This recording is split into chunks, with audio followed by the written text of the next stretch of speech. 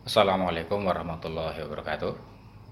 Para mahasiswa yang berbahagia, hari ini kita akan sama-sama belajar tentang teori-teori perkembangan, di mana di dalam teori-teori ini ada setidaknya 5 teori. Yang pertama adalah teori psikodinamika, kemudian teori behaviorism dan belajar sosial, kemudian teori humanistik, teori kognitif, dan teori ekologi. Kita mulai dari teori yang pertama, teori psikodinamika atau disebut juga dengan psikoanalisis. Teori ini dikemukakan oleh Sigmund Freud dan Erik Erikson. Teori ini memandang bahwa rangsangan-rangsangan atau dorongan dari dalam atau intrinsik itulah sebagai sumber motivasi. Jadi faktor intrinsik ini sangat berpengaruh ya, atau menjadi sumber motivasi utama. Dan motif tidak sadarlah yang kemudian akan mengendalikan sebagian besar perilaku manusia. Motif tidak sadar ini, faktor dari dalam yang seringkali tidak disadari ini yang akan lebih banyak mengendalikan perilaku manusia. Nah, dengan kondisi seperti itu, maka kemudian bagaimana ya perkembangan itu terjadi ya, menurut teori ini. Nah, Freud ini kemudian mengembangkan penjelasannya dengan membagi struktur dasar kepribadian manusia menjadi 3, yaitu id, ego, dan superego. Ego di sini berbeda ya dengan egois gitu ya. Ini ego dalam konteks istilah dari Freud dalam teorinya ini tentang struktur dasar kepribadian manusia. Yang pertama adalah id. Ini bahasa sederhananya ya naluri gitu ya, atau dorongan dasar manusia, naluriah. Id ada sejak lahir dan terdiri dari naluri dan dorongan mendasar yang dalam rangka mencapai kepuasan langsung tanpa menghiraukan konsekuensinya. Nah, ini naluri dasar manusia sejak lahir, itulah id gitu ya. Jika tidak dihiraukan, maka ini bisa memicu konflik ya, konflik di dalam masyarakat ya. Kedua adalah ego. Ego ini adalah proses mental, daya nalar, dan pikiran sehat ya. Ya ini bahasa sederhananya ego itu nalar gitu ya. Kalau tadi itu naluri, ini nalar gitu ya. Nah, fungsi ego dalam diri manusia itu berfungsi sebagai pengendali gitu ya. Jadi ini akan membantu dorongan naluri tadi untuk menemukan ekspresi dengan tanpa menimbulkan masalah gitu. Karena ego ini nanti akan bekerja menurut prinsip realitas. Jadi bekerja dengan melihat realitas ya, tidak hanya bekerja melihat dorongan naluri saja gitu ya. Tapi ada keterlibatan realitas untuk bekerjanya ego ini. Nah, kemudian yang ketiga adalah superego. Nah, ini realitas tapi juga nilai-nilai sosial gitu ya. Jadi sebagai pengendali dari ini adalah nilai-nilai sosial ya. Superego merupakan kata hati yang berusaha mempengaruhi perilaku untuk menyesuaikan diri dengan harapan-harapan sosial. Jadi ini bahasa sederhananya ini nilai-nilai sosial atau uh, mewakili kata hati ya, yang berusaha untuk menyesuaikan diri dengan situasi sosial tertentu gitu. Ini ego dan superego gitu. Nah, dalam kehidupan sehari-hari antara id dan ego, superego ini seringkali bertentangan gitu ya, berselisih ya, berkonflik ya. Ya, karena id itu didasari oleh dorongan naluriah, sementara superego ini didasarkan pada nilai-nilai sosial. Seringkali antara dorongan naluriah manusia dengan nilai sosial ini tidak sejalan gitu ya. Misalnya setiap manusia pasti ingin bebas gitu ya. Tapi apakah kemudian kebebasan ini tidak dibatasi oleh nilai-nilai sosial ya? Nah, disinilah nilai sosial yang membatasi kebebasan manusia. Maka ketika kebebasan manusia itu dibatasi, ya seringkali ya nggak terima, oh, saya ingin bebas ya, saya ingin begini, gitu, ingin bebas ya. Tapi ya tidak bisa ya. Harus tetap terikat pada nilai-nilai sosial. Nah, itulah seringkali terjadi pergesekan antara id dengan superego. Nah, bagaimana manusia mengatasi itu? konflik itu, nah disitulah peran ego, peran nalar ya, peran pikiran sehat ya, agar antara id dan superego ini tidak bersinggungan secara diametral ya, sehingga justru malah menimbulkan masalah baru.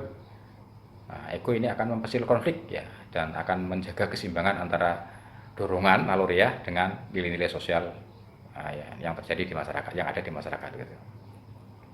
Contohnya ya tadi, misalnya kita ingin bebas, tapi masyarakat punya batasan. Nah, di sini fungsi ego. Maka oh iya ya, sekalipun saya ingin bebas, nah, tapi ya, nanti kalau saya bebas-bebasnya, gimana pengaruhnya untuk masyarakat ya, dan juga untuk diri saya sendiri. Gitu.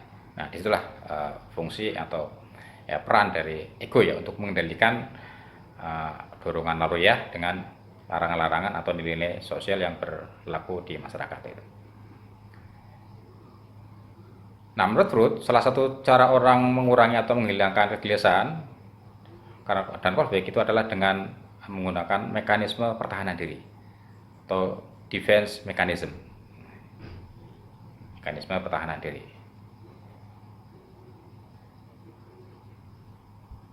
Nah, jenis-jenis mekanisme pertahanan diri menurut Freud ini ada beberapa ya. Yang pertama itu adalah represi atau penekanan. Ini berkenaan dengan dorongan hati yang tidak pantas dengan mendasarnya ke dalam pikiran tidak sadar. Dorongan ini terus menyebabkan konflik dan menggunakan pengaruh yang kuat terhadap perilaku kita. Jadi kalau kita ada tekanan, ada dorongan muncul dalam diri kita, nah, kemudian kita menekan dorongan itu.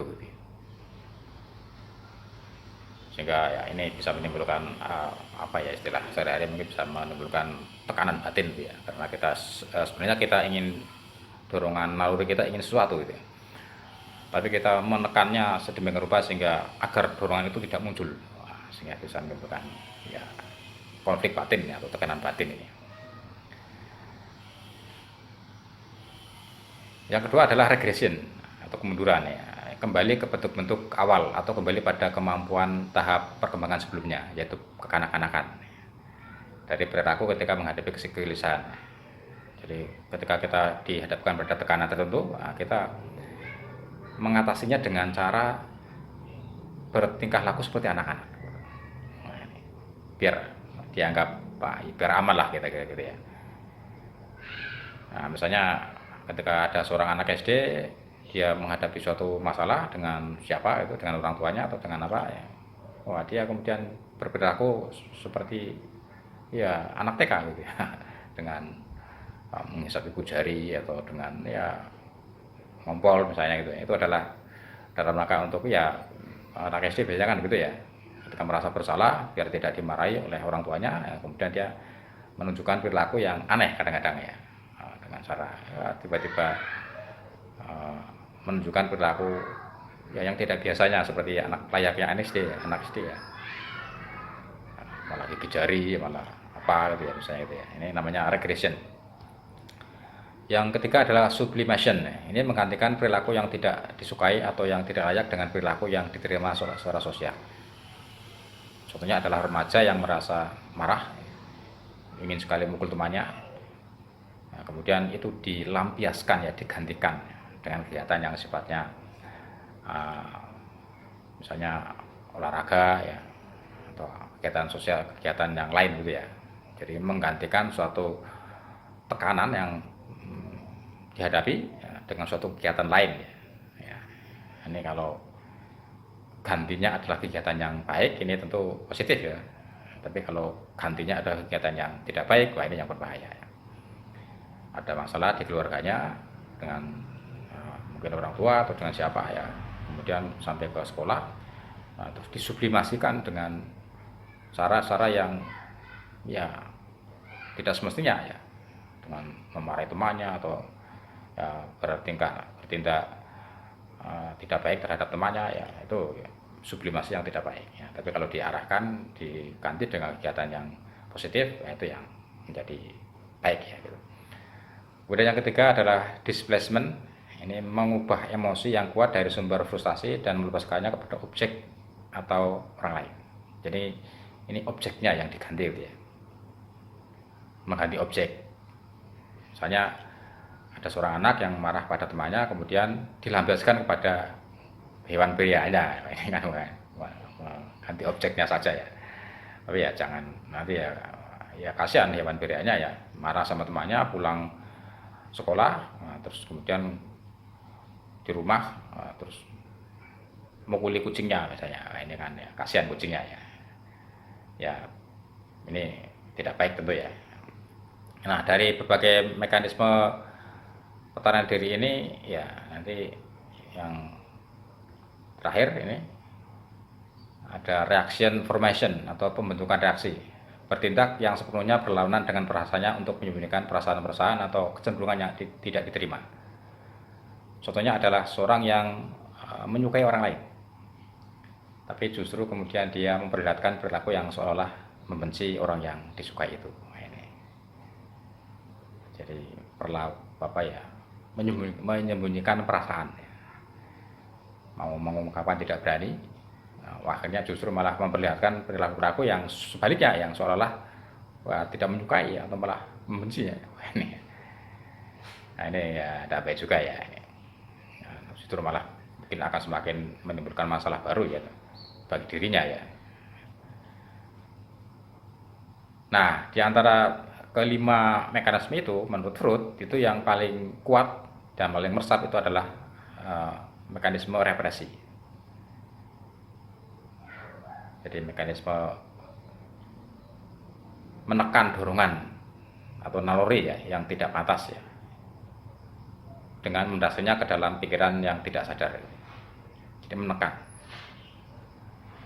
Represi bekerja menolak dorongan-dorongan yang tidak diinginkan di luar kesadaran. Represi adalah landasan dari semua mekanisme pertahanan. Adapun tujuan setiap mekanisme pertahanan ialah menekan atau menolak keinginan-keinginan yang mengancam di luar kesadaran.